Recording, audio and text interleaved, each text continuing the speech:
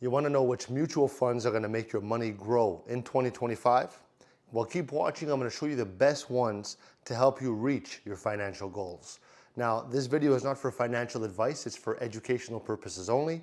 So I want to know, are you feeling confused about where to invest your money for the future?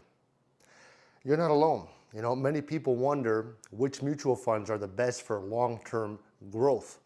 So you don't have to worry. Like I said, I got you covered in this video. I'm going to share with you the top mutual funds that can make a big difference for your investments, okay, in 2025.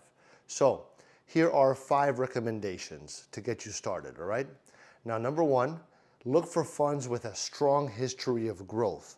Number 2, choose funds that focus on industries like technology and healthcare. Number 3, pay attention to the fees.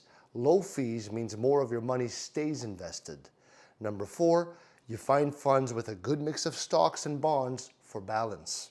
And number 5, consider funds that are recommended by trusted experts. All right? Make sure you check those off. And it's time to take action. It's time to get your money working for you now. Okay? The earlier you invest, the better chances of reaching your financial goals because of the snowball effect. Okay? Now, if you found this video helpful, leave me a like. I love you.